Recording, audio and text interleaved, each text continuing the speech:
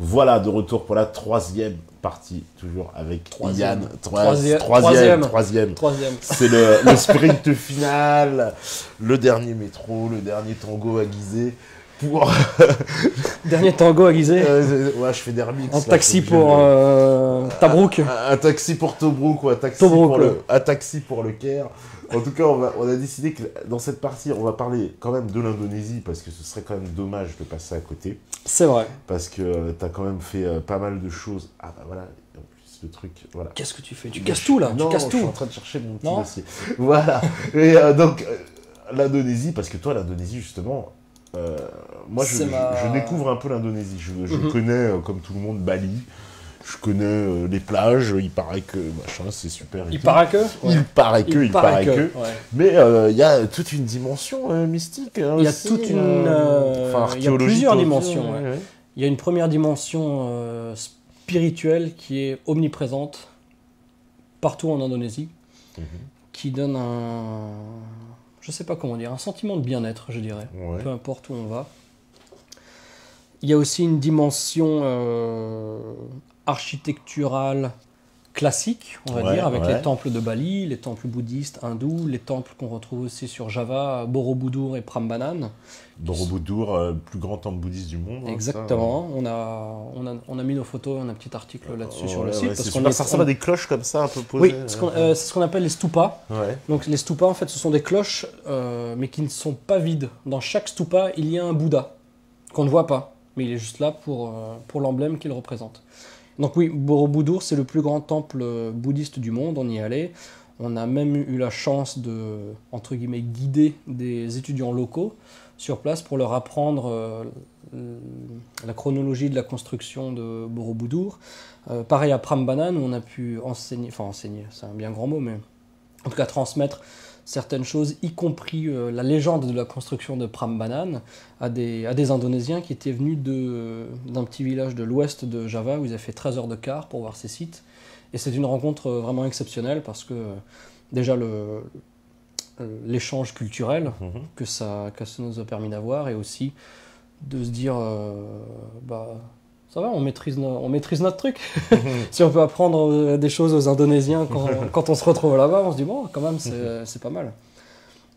Alors, qu'est-ce qu'on voit là, à l'image là? Ça, c'est quoi? Alors voilà, alors cette année, donc, comme je mentionnais avant, nous, on lance aussi des petits voyages organisés qui permettent de combiner la tranquillité du voyage organisé. C'est-à-dire, j'ai rien à faire, tout est fait. Et de le combiner avec la qualité et le côté unique de l'expérience du voyage qu'on ne connaît que quand on fait un voyage sac à dos. Du coup, que ce soit en Égypte ou en Indonésie ou en Islande, donc on va emmener des gens, on amène des gens. Et cette année, donc vous pouvez, pour les gens qui sont curieux et qui veulent en savoir plus, ils peuvent aller sur le site. Donc on a une rubrique avec nos circuits, avec l'Égypte, puis il y a tous les détails avec les dates. Donc l'Égypte, ça va être du 27 septembre au 9 octobre. Et après ça, on va aller en Indonésie du 28 octobre au 13 novembre. Et en Indonésie, en dehors de la biodiversité, des espèces endémiques, des fonds marins exceptionnels qu'on va montrer aux gens, on va aussi explorer 2 sites monolithiques, mégalithiques, qui sont absolument, je ne vais pas dire inconnus. En tout cas, le premier que tu montres à l'image, c'est la vallée de Bada. La vallée de Bada, ouais. La vallée de Bada. Je ne connais pas du tout. Voilà. Même quand on tape, même en anglais, Bada Valley, qui normalement augmente le nombre de résultats sur Google ou sur YouTube, on a très peu d'infos, très peu de vidéos. Donc on va aller là-bas, avec des gens. Comme je dis avant, c'est toujours des tout petits groupes, parce qu'on veut vraiment maintenir une qualité d'expédition et d'expérience au maximum. Donc, en petit comité. Hein. Voilà, pour l'Indonésie de cette année, on n'accepte que 6 personnes. D'accord. En plus de ma femme et moi qui partons explorer ces sites. Donc là, on est sur Bada Valley, donc on est dans la grande île de Sulawesi, Sulawesi, qu'on appelait avant les Célèbes en français. Et donc là, on est absolument au milieu de nulle part. Pour aller là-bas, il va falloir aller à Jakarta, ensuite il faudra reprendre un autre avion jusqu'à Makassar, qui est la plus grande ville de Sulawesi, et ensuite un autre vol de Makassar jusqu'à Palu. Une fois qu'on est à Palu, on va avoir notre contact local avec qui je travaille depuis de nombreuses années, depuis mes premiers voyages en Indonésie, qui va venir nous chercher. Et ensuite, on va faire quelques heures de voiture, à pas plus de 20-30 km/h. Et on va arriver au milieu de nulle part. Donc là, on est au bout du monde. Hein. Si vous cherchez Badavali et que vous voyez où c'est, vous verrez pourquoi on est au bout du monde. Et on est dans un site mégalithique qu'on peut assimiler au niveau des statues à l'île de Pâques, toute proportion gardée, bien sûr. Mais on a aussi d'énormes autres réalisations comme ça, des cuves, et avec toujours, comme je disais avant, tu vois, ce côté un petit peu cataclysmique. Ouais. Tout est cassé, tout est éparpillé. C'est quoi comme pierre? Je ne sais pas ce que c'est. Je ne suis pas allé sur place. Je préfère voir sur place. Je ne sais pas si c'est du granit ou pas. Je ne sais pas si c'est du granit ou si c'est autre chose, mais en tout cas, il est très probable que ce soit du granit, parce qu'au nord du Laos, on a aussi ce qu'on appelle la vallée des Jarres, dans laquelle on retrouve à peu près, toute proportion gardée, en termes de taille et de nombre, à ce qu'on a à Badavali. Et là-bas, c'est du granit, au Laos. Donc là, Badavali, mais Badavali, on est vraiment... Ces cuves-là, elles font la taille d'un homme. La taille d'un homme, voilà. Ouais. Et pareil, on a toujours, comme je disais, ce côté cataclysmique. On sait pas, tu peux passer les photos. Hein. Ouais, je passe. Voilà. Donc là, c'est... Donc la théorie officielle, c'est que c'était des réceptacles pour de l'eau. D'accord. Mais moi, si j'ai envie d'avoir un réceptacle pour de l'eau, je vais le faire de manière à ce que je puisse... la prendre, l'eau. Ouais. La prendre sans devoir installer une échelle. Voilà. Donc c'est pas très logique. Ça peut rejoindre, je ne sais pas s'il y a des questions qui vont être posées concernant les géants, les néphilim. Ouais. Bon, ça c'est aussi possible. Donc là, on a des... Et donc sur une 50aine de kilomètres carrés, dans le parc national de Lorelindu, dans lequel se situe la vallée de Bada, on a de manière complètement éparpillée. On n'est pas sur quelques kilomètres carrés où on a des statues. On a vraiment un endroit où il y a des statues. On va refaire 1 ou 2 heures de voiture. On va avoir des cuves dont le nom indonésien m'échappe. Je crois que c'est Gulumba, si je dis pas de bêtises. Après, on va refaire de la voiture, on va trouver d'autres statues. Donc, c'est très très très vaste. D'accord, ça c'est des statues de posées, c'est ça? Voilà. Comme ça, ouais. Il y a des petites, celle-ci est plus petite. Il y en a qui sont allongées au sol, il y en a qui sont debout. La plus grande, elle s'appelle le Palindo, qui veut dire le divertisseur, qui mesure plus de 4 mètres, presque 4 mètres 50. Donc ça, c'est toujours les mêmes cuves qu'on a vues avant. D'accord. Avec, là, si tu peux revenir un tout petit peu au niveau de l'échelle. Voilà, au premier plan, on a, je sais pas, ce couvercle avec des formes bizarres. Oui, avec des formes, on aurait dit des sculptures de... Voilà. Alors des lions ou des hommes à 4 pattes, comme on veut. Ou ni l'un ni l'autre d'ailleurs. Là, c'est pareil, les cuves, toujours, voilà. Ça ressemble, oui, effectivement, des grandes cuves. Pareil, hein, là aussi, grande cuve, d'accord. Alors si tu descends... Alors, là, c'est des statues. Oui. Donc là, on voit aussi la culture mégalithique qui est totalement imprégnée dans la vie de tous les jours. On a les statues qui sont au milieu des villages et qui probablement, en tout cas c'est ce que disent les gens sur place, qu'elles étaient là avant. Elles ont toujours été là. Comme ce qu'on retrouve dans les rivières qui sèchent en Inde, comme la stèle de l'inventaire pour le plateau de Gizeh. Et donc les villages, ils ont hérité de ces statues et ils se sont greffés autour. Voilà. Ce qui va être intéressant de voir durant cette expédition et cette enquête, c'est d'essayer de déterminer si les statues et les jarres comme ça proviennent de la même civilisation, enfin en tout cas de la même période. Là aussi, on voit que les sexes sont toujours représentés, donc que ce soit chez l'homme ou les seins pour la femme. Ce qui sera... Moi, là, on voit un homme clairement avec un sexe, il a les mains là, il a la tête. Ouais. Les mains et la tête font beaucoup penser aux Moai de l'île de Pâques. Ils font aussi beaucoup penser aux statues qu'on retrouve à Göbekli Tepe en Turquie, qui est un site qui est officiellement daté à 12 000 ans, donc moins 10 000 avant Jésus-Christ. Donc là, on a la même chose. Par contre, moi, ce que j'ai envie d'enquêter un peu plus précisément, c'est de savoir si les sexes qui sont représentés sur les statues sont d'origine ou pas. Parce qu'à l'île de Pâques et en Turquie, on ne retrouve pas de genre qui est apposé directement sur les statues. Ça pourrait très bien être quelque chose qui a été gravé ensuite qui a été rajouté a posteriori. Par ceux qui ont hérité des sites. Là c'est quoi, une maison typique indonésienne, c'est ça? Oui, alors comme l'Indonésie, c'est quand même 17 000 îles. 17 000 îles, oui. typique de là-bas, quoi. De cette région, de Sulawesi. Voilà, de Badavali, en Sulawesi, parce que même en Sulawesi, on a énormément de culture et de maisons typiques. Voilà, on a les peuples des Torajan qui ont un culte de la mort qui qui pourrait un petit peu déranger, parce qu'en fait, ils ne considèrent pas que les gens sont morts, ce qui fait souvent, ils les gardent auprès d'eux, ils les habillent, et ils se baladent avec eux. D'accord. Voilà. Donc avec des cadavres qui sont habillés, qui sont maquillés, parce qu'ils ne considèrent pas la mort comme la fin de la vie, ils considèrent la mort tout simplement comme une des étapes. Et c'est pas parce que quelqu'un n'est plus vivant, ne respire plus, qu'il n'existe plus dans la famille. Avec un cadavre à reprendre, c'est un peu bizarre. Voilà. Bon, ils ne le font pas toute la vie, mais en tout cas pour célébrer la mort, pendant toutes les journées et les semaines de célébration, les morts sont... Il serait assis là, Métator, ce serait un cadavre, et ça choquerait personne parce qu'on est là pour célébrer et remercier la vie de cette personne qui vient de s'éteindre. D'accord. Bon, tu me donnes des idées pour le 1er avril. Je mettrai un mort à côté de moi. Non, moi, c'est jamais. Alors là, de nouveau, voilà, c'était simplement pour montrer que les monolithes, ils étaient là et que la vie s'est greffée autour et l'a totalement adopté. D'accord, ça c'est dans un champ en fait. Voilà, ça, lui, on l'appelle le petit singe. Pour moi, ça ressemble pas à un singe. Est-ce que tu as la photo du Palindo quelque part? Alors, ça, c'est toujours les cuves. Je sais pas, comme il y a... Alors, Palindo, on va voir. Bon, on va avancer, on va voir. Non, toujours des statues. Toujours des statues, donc... clairement, là, non, c'est quand même féminin, ça. Oui, tout à fait, j'ai pas dit le contraire. Hein. Ouais, toujours cette espèce de... Je sais pas, c'est une salamandre. Je sais pas ce que c'est. Ouais, toujours les... Alors, mais où est-ce qu'il est notre Palindo? Parce que le Palindo, il est très gros. Ouais. T'es sûr que t'as pas supprimé des photos? Ah non. Aïe. Impossible. Non. Bon, en tout cas, pour les curieux, allez sur le site révélation au pluriel -ancients-world. De toute façon, vous l'avez vu, je pense, sur les photos, et vous verrez dans nos carnets de voyage sur Vallée de Bada. Il y a toutes les photos avec...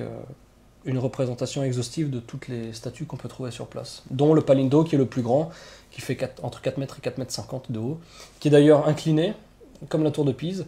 Donc pareil, pourquoi il est incliné, pourquoi tout ça s'est éparpillé, cassé, dispersé. Voilà. Donc ça, ce sera le deuxième site qu'on va aller voir, parce qu'avant ça, on va voir le premier site qui pose beaucoup de problèmes en ce moment au gouvernement indonésien. C'est le site de Gunung Padang. Oui. Qui de manière, avec notre cher carbone 14, a été daté à 20 000 ans. Oui, 20 000 ans, oui. 20 000 ans, de manière acceptée et officielle. Oui, d'accord, ouais. Et donc il y a beaucoup de fouilles qui sont organisées là-bas. Seulement, et on a posté il y a quelques jours comment ça s'appelle, une pétition, pardon, pour la continuation de ces fouilles, parce qu'en fait le gouvernement indonésien, pourquoi ça je ne sais pas, souhaite interdire les fouilles sur le site. Donc on a un site qui est officiellement daté de 20 000 ans en arrière, mais on interdit de le fouiller parce que je ne sais pas. Alors est-ce qu'on pourrait y trouver des choses entre guillemets interdites? Aucune idée. En tout cas, c'est vraiment un... C'est où par rapport à l'Indonésie? Dans l'est, dans l'ouest de l'Indonésie, ça, ce site? Alors, Gunung Padang, c'est... Alors, je vous invite à faire CTRL-T pour ouvrir un nouvel onglet de votre explorateur et taper Indonésie. Donc l'Indonésie, en fait, on a Sumatra. Alors, je vous le fais dans votre sens. On a Sumatra à l'ouest. Ensuite, on a Java. Voilà. Ensuite, on a Bali. Ouais. Ensuite, on a Lombok. Ensuite, on a une grande île où il n'y a quasiment rien. Ensuite, on a Flores, où on retrouve l'homme de Flores. Enfin, on retrouve l'homme de Flores et les dragons de Komodo. Voilà. Et Gunung Padang, en fait, c'est au sud de Java, au sud de Jakarta. Donc, Jakarta, c'est au nord-ouest de Java, ici. Et Gunung Padang, on est à peu près à 3 heures de route au sud de Jakarta. D'accord, ok. Voilà. Dans la contrée de Kionjur. Alors, je vais prendre les questions. Tu veux pas passer les photos de... On n'a pas de photos de Gunung Padang? Eh ben, je ne sais pas du tout. Je crois pas. Ah non, je crois pas, parce que c'est... Non, c'est vrai, il n'y a pas de... En tout cas, on va en prendre, on va faire des vidéos. Et on va ramener tout ça et puis on partagera avec tout le monde. Ok. Alors je prends les questions parce que là, il y en a tellement comme ça qu'on pendant que la technique recadre. Voilà, il nous fait le recadrage pendant il essaye de masquer ma calvitie naissante. Non, c'est grillé. J'ai déjà reçu un SMS de ma femme qui me dit « Tu es génial chérie, mais tu n'as plus de cheveux. » Donc c'est foutu. On me dit, j'espère ne pas être hors sujet en posant la question, mais que pensez-vous des reproductions d'obélisques égyptiens, pierres monolithes, qui poussent comme des champignons à travers la Terre? Il y en a en moyenne au moins 2 par pays, sinon bien plus. Donc il fait référence certainement à toutes les obélisques. Papagaï, qui veut dire perroquet en allemand. Ah bon, en allemand. D'accord, je savais pas, mais c'est papagayo en plus en espagnol, c'est marrant. Et bah voilà. Et mais alors dis-moi, ces obélisques, ils ont quel est le rapport? Alors c'est quoi? Parce que alors il y a celui qui est déjà sur la place de la Concorde. Oui. Il vient d'Égypte, il vient du temple de Luxor. Oui. Napoléon qui l'a ramené. L'Égypte nous l'a donné depuis, pareil. Ils ont signé un papier. Ah, ça je ne sais pas. Ouais, il paraît que si, il est officiellement à la France. Dommage. Je pense que les obélisques initialement représentent un accomplissement très avancé de la part de civilisations anciennes, qui ont ensuite été repris par nous aussi pour, comment dire,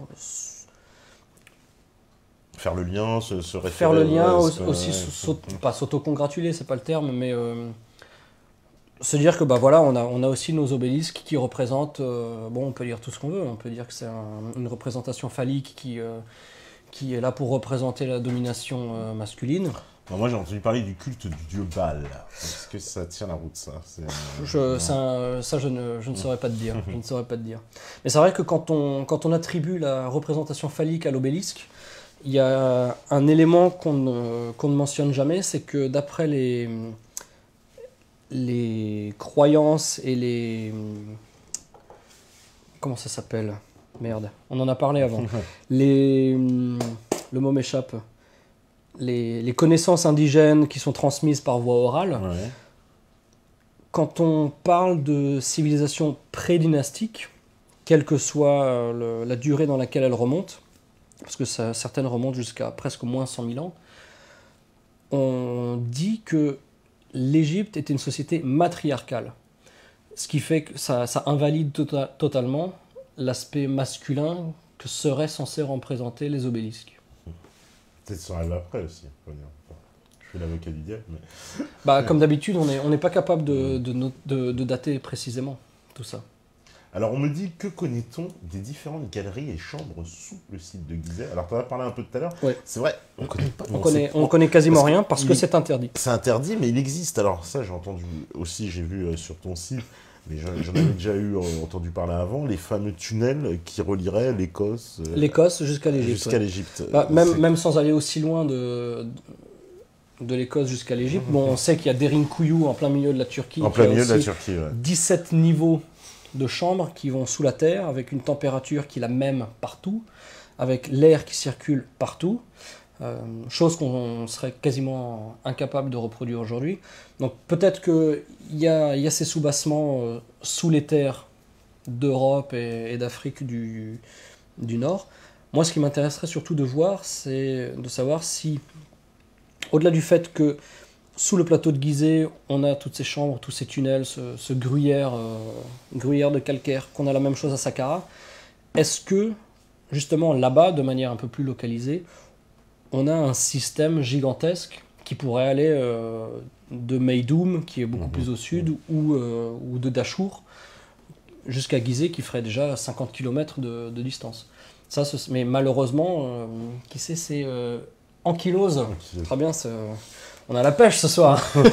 Donc ankylose, oui. Malheureusement, même pour des gens comme nous qui souhaitons faire des recherches, emmener des gens pour leur montrer, on ne peut pas. Et même quand on est muni d'un guide qui connaît énormément de gens pour laisser passer, on ne peut pas tout voir, on peut juste aller dans le premier et le deuxième niveau, parce qu'on a des tonnes de niveaux, il y a des puits qui descendent, comme je disais avant, à plus de 100 mètres. Comment est-ce qu'ils ont creusé ça? Et pourquoi? Je veux dire, si on a des pyramides, pourquoi est-ce qu'on a tout ce soubassement? Voilà, donc malheureusement, en Ankylose, on pourra pas répondre à on n'est pas en mesure d'obtenir ces informations parce qu'on refuse tout simplement qu'on les trouve par nous-mêmes. Comme je disais, il y a des grillages, il y a des cadenas, tout est fermé partout. Et si tu... l'exemple qui m'avait frappé, c'était en fait en descendant de la pyramide de Képhren vers le Sphinx, il y a une grande allée de dallage de calcaire qui à l'époque devait être d'une lissicitude exceptionnelle. Tout comme on l'a dans la grande galerie de la grande pyramide, ce qui fait que avec les 26 degrés d'inclinaison de la grande galerie de la pyramide de Khéops, à l'époque, lorsque le calcaire venait d'être posé, c'était quasiment impossible de marcher parce que ça glissait. Tu vois, 26 degrés, c'est pas rien quand même.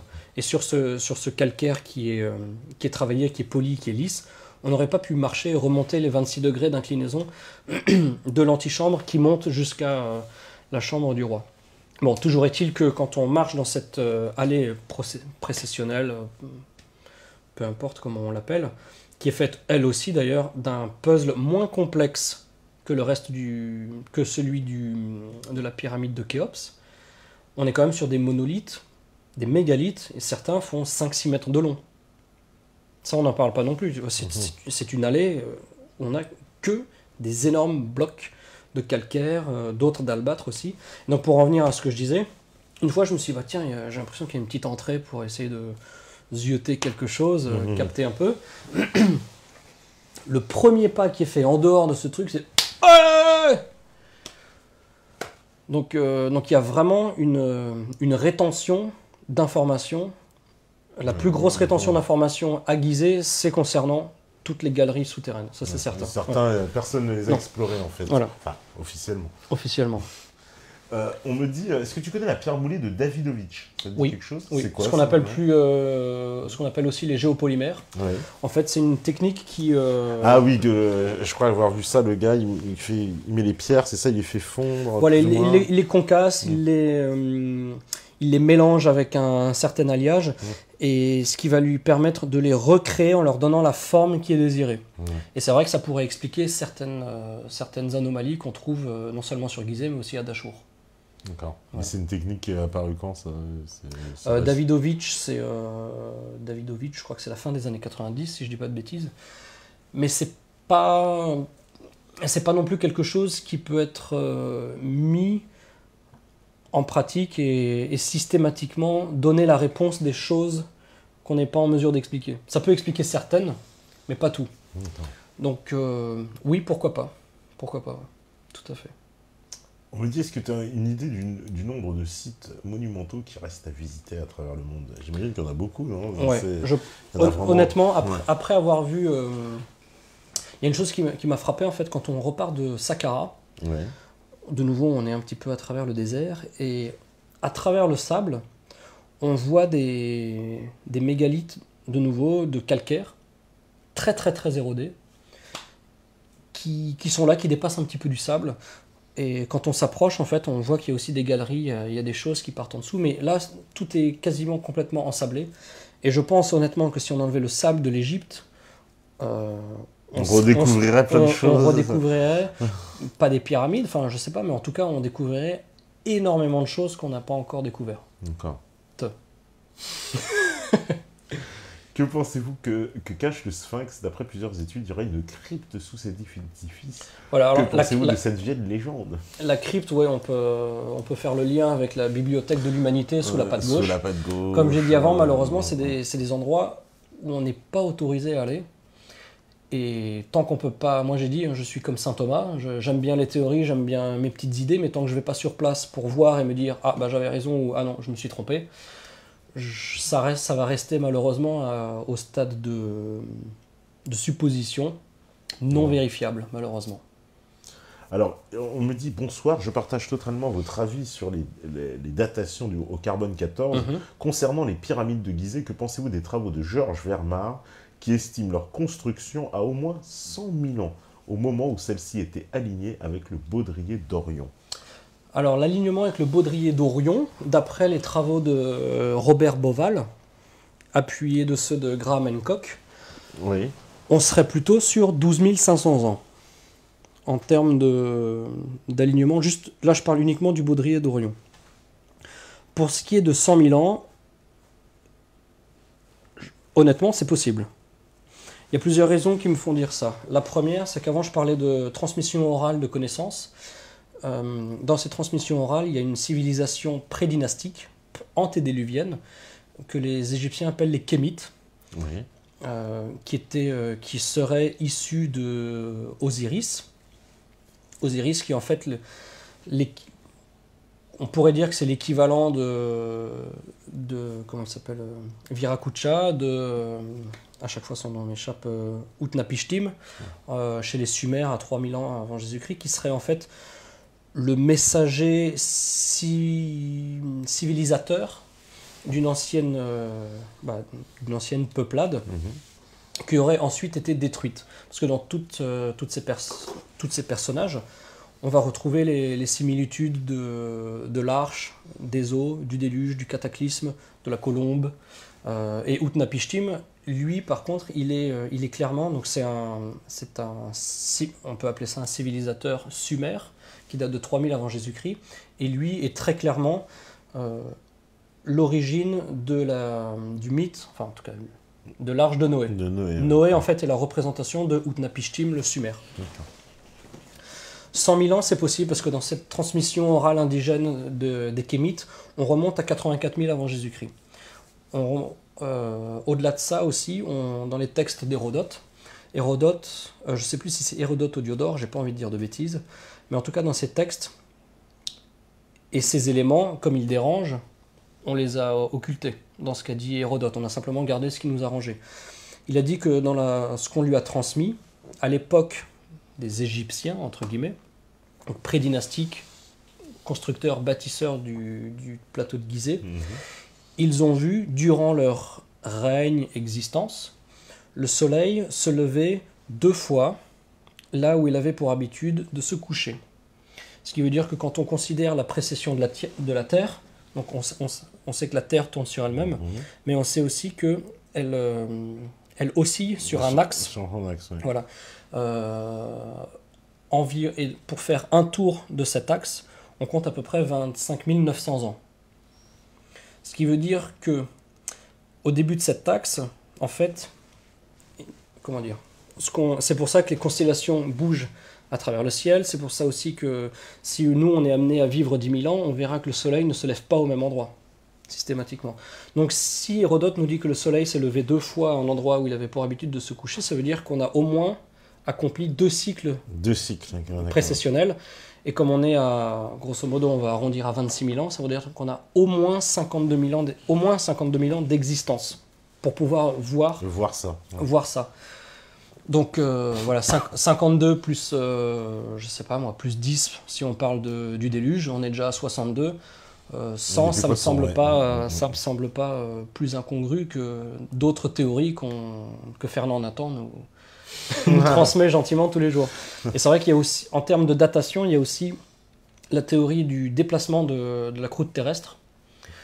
Où, pour faire une petite analogie simple, en fait, quand tu as une orange, quand tu l'épluches, tu vois qu'aux 2 pôles de l'orange, il y avait des petits filaments qui retenaient l'écorce de l'agrume. On est d'accord jusque-là. Si par une manière quelconque tu arrives à désolidariser ces petits filaments de l'agrume, ça veut dire qu'en fait, l'écorce de ton orange, elle va pouvoir bouger. Et il y a beaucoup de théories qui ont été mises en place et notamment validées par Albert Einstein. Le premier qui a donné ça, c'est un chercheur qui s'appelait... comment il s'appelait son nom de famille? C'était Hopgood, Hopgood, qui avait parlé de ça. Et Albert Einstein a dit oui, c'est tout à fait possible. Voilà. Donc s'il faut un argument d'autorité, comme on aime bien en avoir dans notre monde moderne, voilà, Albert Einstein n'a pas dit E égale mc2, mais par contre le déplacement de la croûte terrestre, c'est des conneries. Il a dit oui, c'est tout à fait possible et c'est plus que possible. Et pourquoi ce Hopgood a réfléchi à ça, en fait, c'est parce que je pense que les gens qui nous regardent, ils savent qu'on a des cartes qui représentent l'Antarctique sans glace. Les fameuses cartes de Piri Reis. Entre autres, il y a beaucoup d'autres. Il y a près d'une quinzaine de cartes différentes. Ah, il y en a une quinzaine différentes, d'accord. Piri Reis, c'est le plus connu, oui. Parce qu'il a aussi un nom un petit peu catchy, tu vois, ça se retient facilement. Ce qui fait que de toute façon, on sait qu'à une époque, quelqu'un a été capable de cartographier de manière très précise non seulement l'Amérique du Sud, mais aussi l'Antarctique sans glace. Et l'Antarctique sans glace, alors aujourd'hui les gens vont dire oui, ça fait des millions d'années qu'il y a de la glace. Non, c'est pas vrai. La glace, elle a bougé, et elle a pris du terrain, elle a aussi disparu. On est entre moins 7000 et moins 100 000, justement, parce que là je reprends la question de Bob Désir en termes de datation. Ce qui expliquerait que on ait ces cartes d'anciennes civilisations qui étaient capables... Moins 7000 et moins 100 000, c'est-à-dire que entre la glace, elle est apparue, tu veux dire, dans cette période-là. Voilà, ouais. À peu près. Parce qu'il y a des cartes... Donc Piri Reis, c'est une carte qui est totalement dénuée de glace. Par contre, il y a d'autres cartes, et ça c'est plus problématique, entre guillemets, qui montrent l'Antarctique avec un peu de glace au milieu. Ça aussi, ça existe. Donc il y a des gens qui non seulement ont pu voir l'Antarctique sans glace, mais il y a aussi des gens qui ont pu voir cette période un petit peu intermédiaire qui remonte environ à moins 7000 jusqu'à moins 15 000, en tout cas pour la période lors de laquelle il y avait un petit peu de glace au milieu de l'Antarctique. Il y a des fouilles archéologiques maintenant en Antarctique? Non, parce qu'en Antarctique, quand il fait chaud, il fait moins 60 degrés, ça descend à moins 90. Ouais. Les conditions les plus extrêmes dans lesquelles l'homme vit, on va être au nord de la Sibérie, on est à moins 50, moins 55, et les gens n'ont pas le droit en tout cas de sortir de plus de 10 minutes. Donc si on veut étudier l'Antarctique, c'est vraiment très problématique juste à cause des conditions. Mais pour revenir à ce mouvement de la croûte terrestre, en fait la théorie de Hopgood qui est appuyée par Albert Einstein au début du siècle dernier, tout simplement, la croûte terrestre en fait se serait déplacée de 30 degrés. Ce qui fait que l'Antarctique aurait été beaucoup plus haut, et puis il est tombé dans un climat qui n'était pas favorable à la présence de glace. Et après ce basculement de 30 degrés, il aurait obtenu la place qu'il a actuellement. Et la glace aurait commencé à prendre son chemin, et puis maintenant à totalement recouvrir la zone. Et le nord de l'Amérique qui lui était sous glace, il paraît, il est passé au chaud niveau. Le nord de l'Amérique qui dans le chaud, quoi, puisque c'est descendu comme ça en fait. C'est-à-dire que le nord de l'Amérique est descendu dans le chaud. Ouais, c'est un petit peu difficile, mais ça permet aussi d'expliquer le fait qu'il y avait une climatologie différente en Égypte que celle qu'on a aujourd'hui. Avec l'ancien Nil qui s'appelait le Nil Our, UR, qui n'était pas... pas... la ville sumérienne. Exactement, aussi.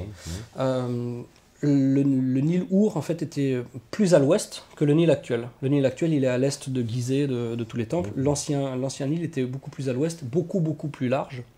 Et c'est vrai qu'on retrouve, avant quand tu as montré la photo où on marche à Abu Ghurab, dans le désert, il y a des coquillages dans le désert. Donc il y avait de l'eau, tout simplement. Et il y avait de la vie sous-marine à cet endroit qui est maintenant désertique. De toute façon, le Sahara était une grande mer, visiblement, à un moment donné. Oui, parce qu'il y a aussi des baleines. Il y a aussi énormément de squelettes de baleines qui sont retrouvés en Égypte, dans le désert. Donc c'est pas incongru de dire... après, je dis pas que c'était il y a 5000 ans. On peut très bien... Il y a des millions d'années, ça pose absolument pas problème d'imaginer qu'il y avait des baleines et qu'il y avait la mer là-bas.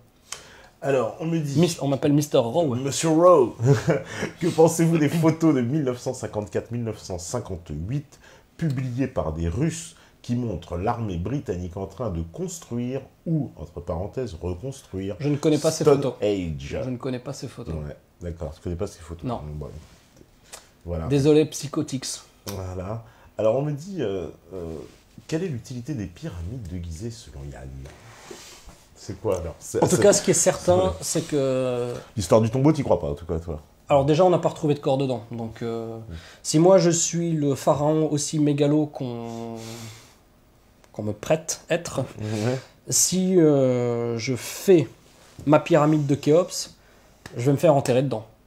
Il y a non seulement sur le plateau de Gizeh, mais aussi dans d'autres pyramides, il y a des coffres qui ont été découverts scellés, mais vides. Donc ils n'étaient pas des tombeaux, donc il y avait une autre utilité. Il y a plusieurs théories concernant l'utilité des pyramides. Il y a la théorie de Christopher Dunn qui dit que c'était des centrales d'énergie qui rejoint les travaux de Nikola Tesla, qui, avec l'utilisation des champs électromagnétiques, permet ou permettrait de distribuer de l'électricité illimitée, infinie et gratuite, parce qu'elle est simplement présente. Il faut uniquement prendre son courage à deux mains et mettre en place les outils qui vont permettre de catalyser ce qui existe de manière naturelle. Il y a d'autres théories qui, effectivement... Alors, Christopher Dunn, lui, il rentre un petit peu plus dans le détail de produits chimiques, de choses comme ça qui auraient été utilisées. Avant, quand je parlais des kémites, eux, les kémites, ils sont beaucoup plus axés sur les vibrations, parce qu'on sait qu'avec le son, on peut faire énormément de choses, et que que ce soit les obélisques, parce que c'est vrai, quand on tape sur une obélisque, aussi énorme soit-elle, il y a une résonance qui est très étrange. Bon, je ne peux pas la décrire, hein, mais il faut venir sur place, tu vois, on met l'oreille, on tape à côté, on dit, ah oui, c'est quand même étrange.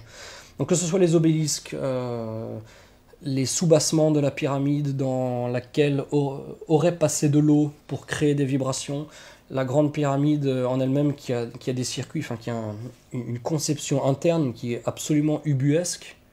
Donc il y avait obligatoirement une utilisation très précise. Aussi dans la pyramide rouge de Dachour dans laquelle on peut rentrer, on a toujours ces couloirs qui sont parfaits et on arrive dans des pièces qui sont, quand on parle, c'est incroyable. Quand on est dans le couloir qui descend dans la pyramide de Dachour, là je parle uniquement des vibrations sonores en fait. Quand on est dans ce couloir, quand je suis en haut et que ma femme est en bas, on ne s'entend pas parler. Alors qu'on est dans le même tuyau.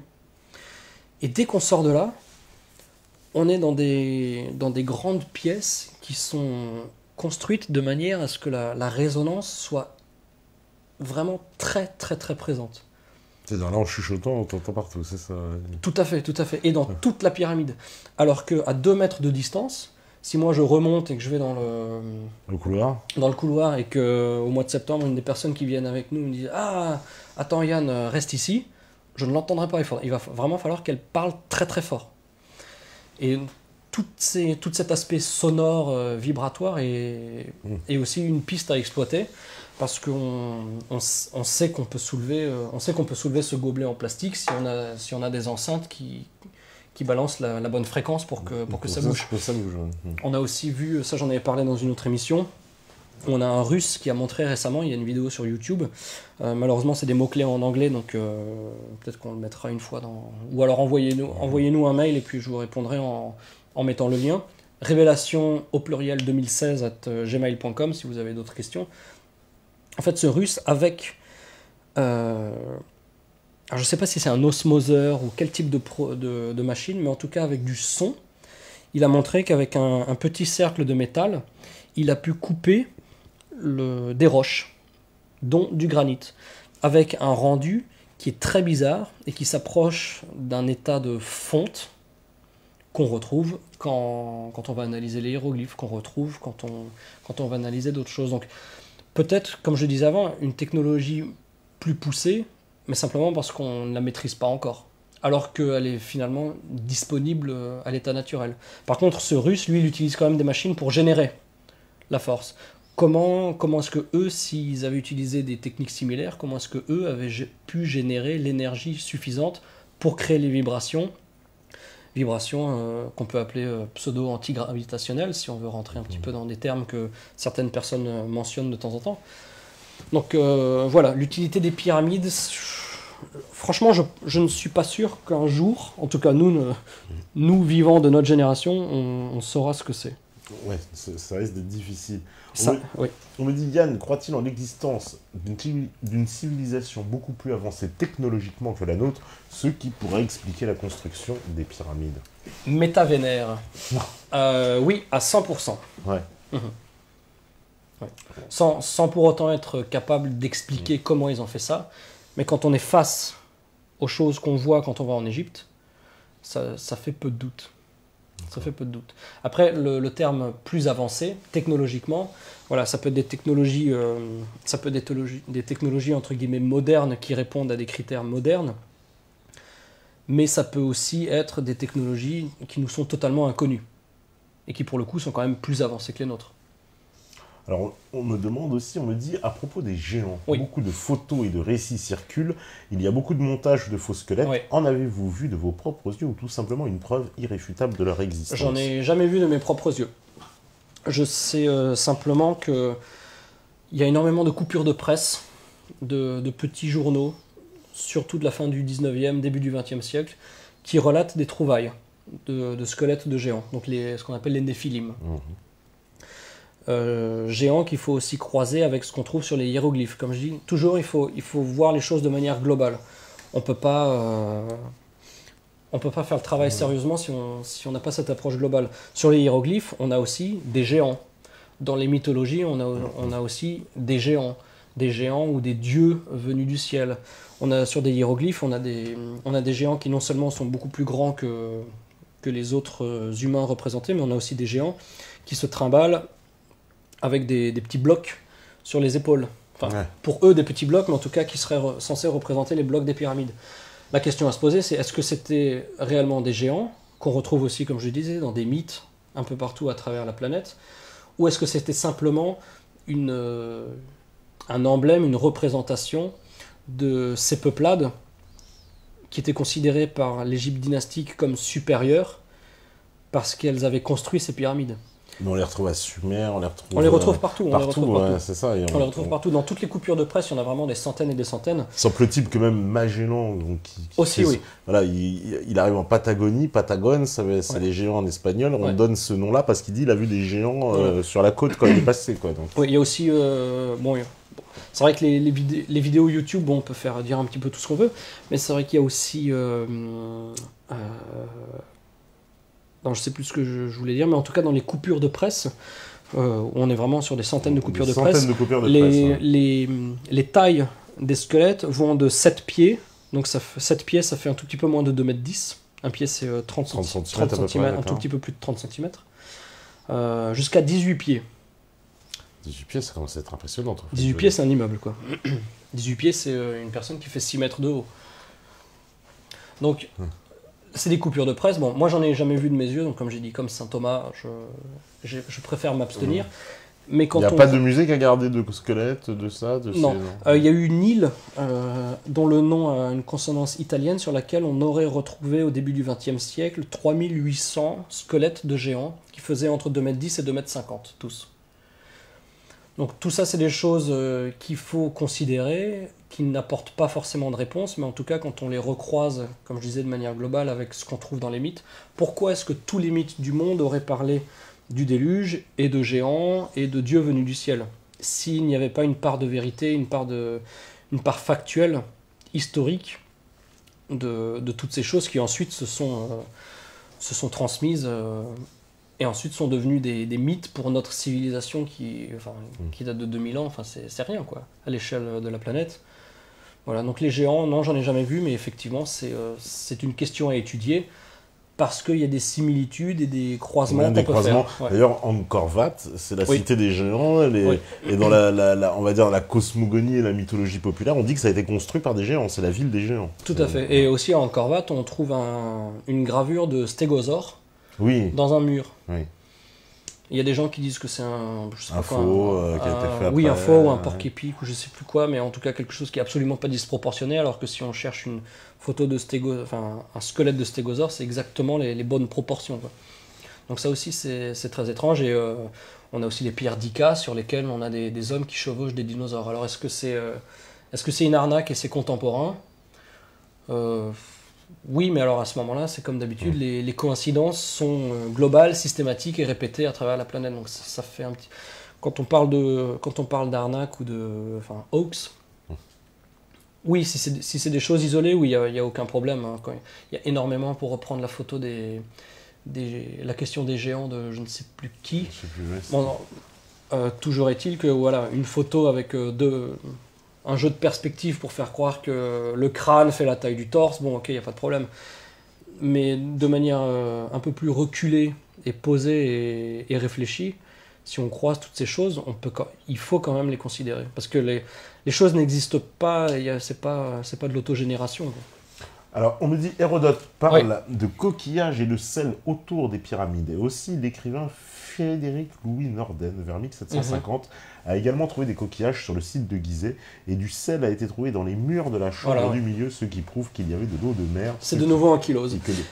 Comme je disais avant, oui, effectivement, Pourquoi les égyptologues nient-ils ces faits aussi?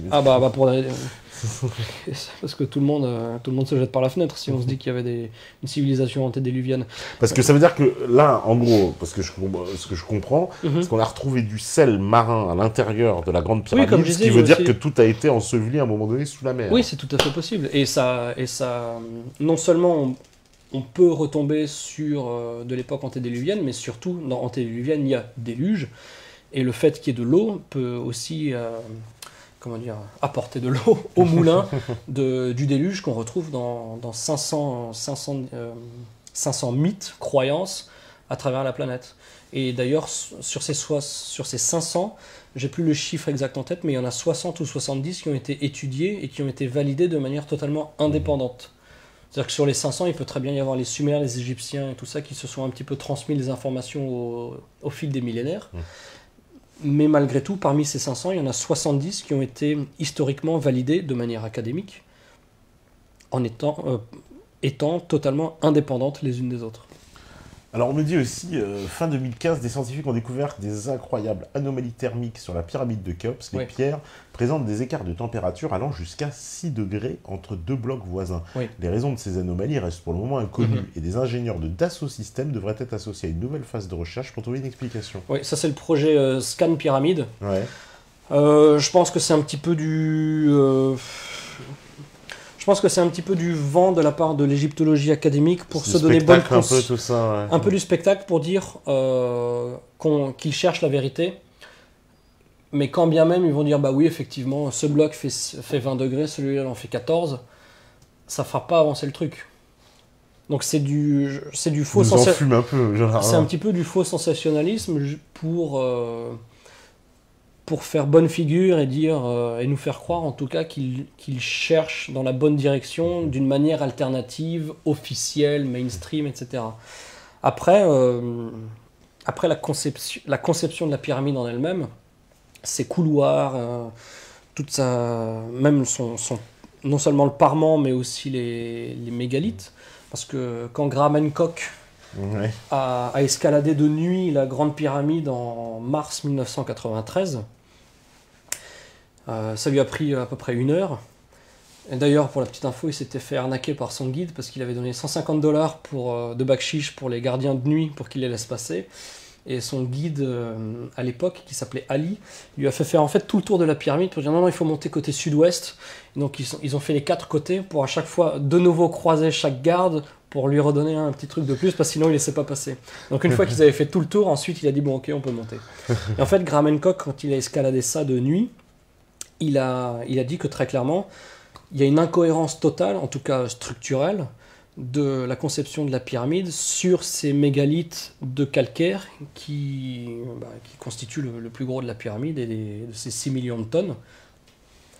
Parce qu'il y a des moments où il montait et il fallait qu'il fasse un petit détour parce qu'il venait de passer un degré de construction où les blocs faisaient peut-être 50 cm de haut, et ensuite on était sur des blocs qui faisaient 1,50 m, 2 mètres.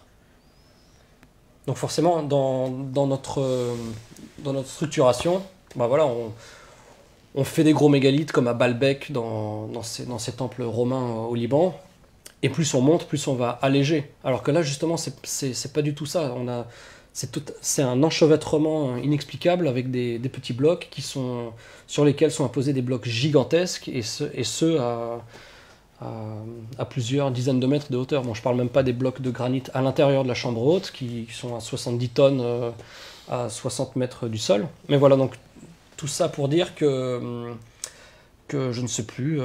Voilà, donc même la structure même de la pyramide pourrait expliquer des différences de température, et je pense que ce Scan Pyramid Project, c'est un peu de la... Ouais, c'est un petit peu de la fumisterie pour se donner bonne conscience. Alors, tu connais les ruines de Nam Madol à Pohnpei? Nam Madol, oui. Alors, c'est C'est dans quel pays? C'est en Indonésie. Indonésie aussi, d'accord. C'est en Indonésie et on est en... Non, c'est pas en Indonésie, c'est en Micronésie. C'est en Micronésie.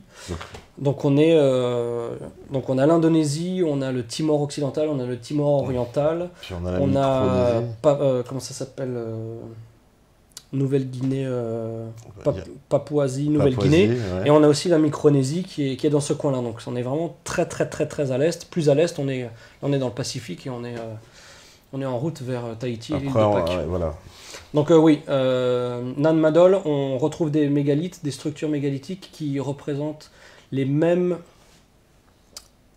schémas de conception que les mégalithes qu'on va voir cette année à Gunung Padang sur Java. On en parlait avant en antenne, ça peut un petit peu s'assimiler aux stalactites de lave séchées de la cascade noire Svartifoss au sud-est de l'Islande. Comme si on les avait coupés en fait, et voilà, ils font entre 1 mètre et 3-4 mètres de long. C'est pas gigantesque, mais en tout cas ça a le mérite d'être là, et en tout cas à Gunung Padang c'est des millions de blocs, et là-bas en Micronésie, mais c'est tellement loin, évidemment c'est sur notre liste de sites à explorer, mais c'est tellement loin qu'il faut déjà 2 jours et demi, 3 jours pour y aller. C'est plus compliqué d'aller là-bas en Micronésie que d'aller à l'île de Pâques. Ah ouais. Parce que l'île de Pâques, on pose à Santiago. Au Chili, et puis il y a des avions directs. Voilà, on reprend 4 heures d'avion et c'est réglé.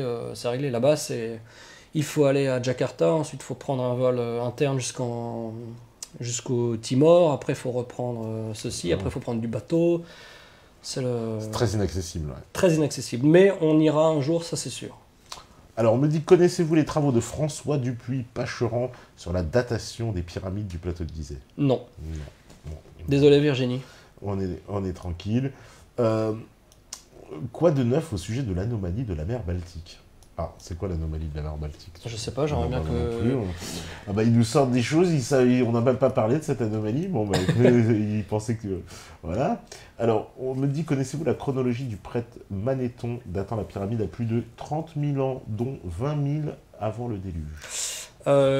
Oui, si tant est que le déluge le déluge, on peut accepter qu'il ait eu lieu environ à 11 700 ans. Il y a 11 700 ans, qui est à peu près la période de la fin de l'ère glaciaire.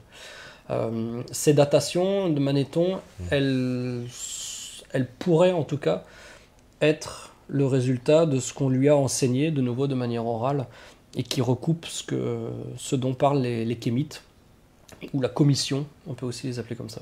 D'accord. Donc en termes de datation, on est à peu près sur les mêmes...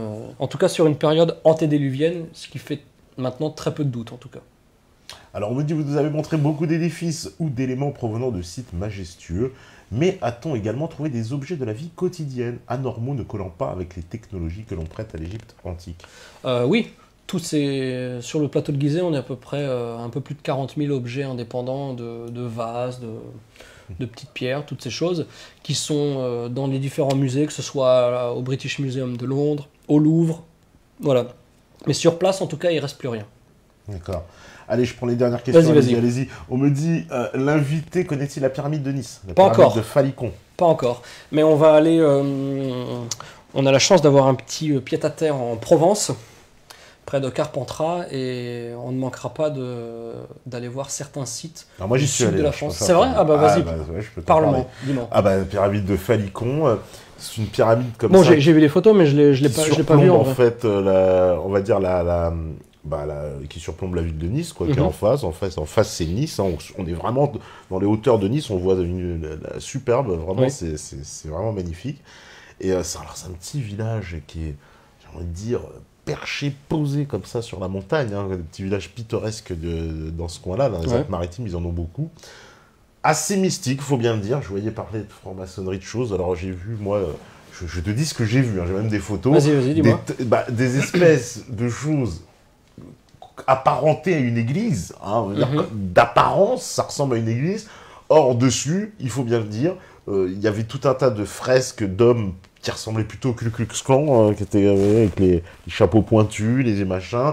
On voyait des signes. Alors là, tout de suite, tous les conspis vont hurler parce qu'ils vont dire, bah oui, il y avait les os là, les fameux, un peu comme le signe qu'on retrouve évidemment sur les SS nazis. et le Skull and Bone, ceux qui connaissent Skull and Bone, voilà, et ben, ils ont une espèce de logo avec une tête de mort et deux os qui se croisent. Et ben il y avait ce signe-là gravé aussi sur l'église, je dois bien le dire, avec un Christ très très bizarre, une représentation et tout ça. Alors on a pris des photos. Et, oui, vas-y. Et en fait tout ça, donc c'est le petit village Falicon. Donc il y a cette pyramide qui est très inaccessible, faut bien le dire. Il faut s'organiser, il faut bien repérer le chemin. Moi, j'étais avec des camarades, je leur passe le salut s'ils regardent, ils se reconnaîtront, qui, eux, sont du coin, donc ils ont pu guider, puis ils avaient déjà fait, ils avaient déjà préparé à l'avance, mais c'est quand même assez compliqué, elle est très inaccessible. Il faut marcher quasiment 1 heure, je pense, à peu près. Pas ça loin se mérite. Ouais, voilà, ça se mérite, hein, pas loin d'1 heure, donc dans la montagne et tout. Et puis on arrive donc dans cette pyramide, alors qui... Selon un documentaire que j'ai vu sur Internet, semble-t-il, a été un petit peu mieux encore il y a quelques années. Mais là, elle a été ça a été clairement détruit au-dessus, quoi. Enfin, le pyramidion, je sais pas comment on l'appelle, il a été détruit. Il y a une ouverture. On sait qu'il y a donc c'est complètement creux à la montagne. D'accord. Il suffit qu'on avait des lampes, on peut voir que machin. Il y a même des gens que je connais qui sont descendus. Il y a plusieurs étages.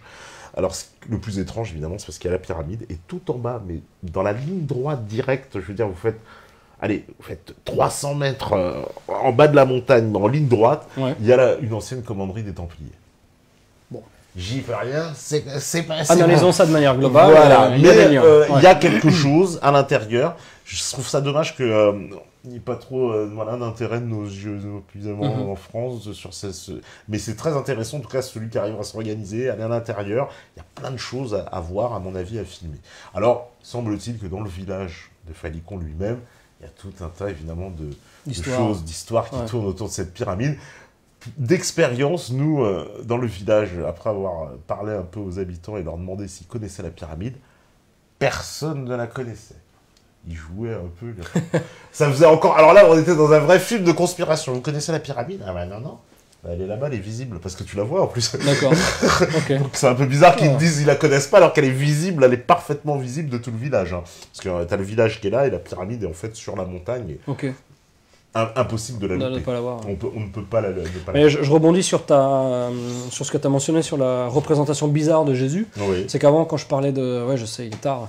Quand je parlais de Viracocha ou l'autre, là, ou de Utnapishtim, ce sont des gens donc, qui étaient sumères, donc pour Utnapishtim, Viracocha plutôt au Chili, parce que les Viracochas, c'est ceux à qui on attribue les lignes de Nazca et les géoglyphes de Nazca. Mais dans toutes ces légendes, la représentation humaine de ces personnes, en tout cas les descriptions dans les textes, c'était un homme blanc, vieux, à barbe. C'était absolument pas quelqu'un d'Amérique andine, d'Amérique centrale, d'Amérique du Sud. C'était un blanc avec une longue... un genre de Gandalf, quoi. Voilà, non mais une sorte de Jésus, quoi, tu vois. Donc la représentation de Jésus est similaire à ce qu'on peut retrouver en Amérique du Sud. Voilà. Là, je vois quelqu'un qui demande bizarre que vous n'ayez pas parlé de Coral Castle et sa mystérieuse boîte noire. Ah oui, parce que tu en parles, ça, c'est le gars qui a construit son château de corail, voilà, ça aux États-Unis. Ouais. Allez, un petit mot pour finir sur ça. Eh ben, on finit là-dessus. On va ramener des photos et des vidéos parce qu'on va aller là-bas au mois de fin mars l'année prochaine. Comme ça, enfin, on aura un reportage. Par contre, désolé, c'est un voyage privé, ce ne sera pas ouvert au public. Ah oui, d'accord. Et bon, justement aussi. Tiens, question subsidiaire, tous ceux qui veulent des renseignements, parce que tout à l'heure j'ai vu on me demandait pour tes voyages, etc. Ils vont sur ton site. Ils vont sur le site, il y a une rubrique revelationoftheancientworld.com, exactement. C'est un site bilingue, donc vous mettez le petit drapeau français pour la France. Voilà, français anglais. Chinois, j'imagine. Ah, non, j'ai essayé chinois, après je me suis paumé dans le code HTML. Donc voilà, on a une rubrique nos circuits avec... enfin, nos circuits, parce qu'il faut bien leur donner un nom. Mais en tout cas, nos expéditions. Où on a donc l'Égypte, l'Islande et plusieurs expéditions en Indonésie. On va en rajouter pour l'Indonésie. On va rajouter d'autres dates aussi pour l'Égypte. Donc on a fin septembre, début octobre pour l'Égypte. Fin octobre, début novembre pour l'Indonésie. L'Indonésie, l'année prochaine, on va avoir plusieurs voyages. Et qu'est-ce que je voulais dire d'autre? Donc il y a cette rubrique et puis il y a tout simplement un formulaire parce qu'il faut, comme je disais, c'est des tout petits groupes, surtout pour l'Indonésie. Et donc en fait, il faut simplement dire combien de personnes partent de où, pour qu'après on puisse organiser ça de manière correcte. Et voilà, donc et puis après on répond, on envoie la réponse avec le détail, comment ça se passe, qu'est-ce qui est compris aussi dans le prix, dans le voyage et tout ça. Et au-delà de ça, qu'est-ce que je voulais dire d'autre? Oui, que dans le futur aussi, alors c'est pas du tout archéologie alternative, mais dans nos voyages en Indonésie, en tout cas, on va toujours, à partir de 2017, essayer de coupler un projet de financement participatif pour aider les populations locales, que ce soit pour les aider dans leur vie quotidienne, dans leur travail, ou en termes d'éducation pour les enfants. L'éducation, ça va être sur Flores, pour la vie économique, ça va être sur Java. Mais en tout cas, dans toutes les expéditions, les gens auront la possibilité soit de donner, nous quand on ira sur place, d'aider les populations locales, ou alors même si les gens donnent et qu'en plus ils partent avec nous, de directement rencontrer les gens qu'ils vont aider, que ce soit des mineurs, enfin voilà, toutes ces... plein de choses. Voilà. Ouais. Donc ça, il faut le mettre en place, parce qu'il y a aussi des histoires de fiscalité, enfin c'est la France, hein. Si on nous donne 100, on doit donner 60 à l'État, ou 40, je sais plus. Ah, d'accord. Voilà, c'est la loi. Bravo le développement. Sauf si on est auto-entrepreneur, là c'est considéré comme du chiffre d'affaires, donc ça nous permet justement de garder un peu plus d'argent pour faire une petite cagnotte. Mais c'est vrai que en termes de financement participatif, même avec quelques petits milliers d'euros, sans même atteindre 5 ou 10 000 euros, on peut déjà faire énormément de choses avec ces gens pour amener sur place des livres pour les enfants, ou amener, là je parlais de mineurs, leur amener des chariots, pour qu'ils puissent un petit peu améliorer leurs conditions de travail qui sont absolument inhumaines. Donc voilà, on n'est pas que alternatif, on est aussi un petit peu responsable, parce que nous, dans nos pays égocentriques, on est un petit peu trop pinailleurs et on se prend la tête pour quelques euros, alors qu'on a la vie la plus confortable, on est les 1% les plus confortables de la planète. Et quand on voit des gens qui sont vraiment dans le besoin, quand on rentre, ça nous permet de relativiser. Et nous, on a voulu, au même titre que l'archéologie alternative et tous ces voyages, d'emmener des gens et d'ouvrir ces destinations au public, également de s'impliquer dans cette démarche un peu plus responsable et moins occidentale. Voilà. Et ben, bravo. C'est un très bon mot pour la fin. C'est un bon mot, je viens de dire le mot parfait pour la fin. Merci beaucoup, Yann. Merci à toute l'équipe, la nombreuse équipe. Là, ils sont 17 en régie. Oui, en régie, oui. Dis pas ça, ça va faire des histoires. Non. En tout cas, on leur fait un grand bonjour à la régie, évidemment. Grand au revoir plutôt. Enfin, au revoir au modérateur. Au revoir. Et désolé à toutes les questions auxquelles on n'a pas pu répondre. Voilà, écoutez, le débat il va se poursuivre. De toute façon, sur Internet, c'est votre grande formule. Au revoir à tous, on se rejoint de toute façon. Et puis je reviendrai. Lundi, et tu reviendras, il n'y a pas de souci. Il n'y a pas de souci, avec grand plaisir.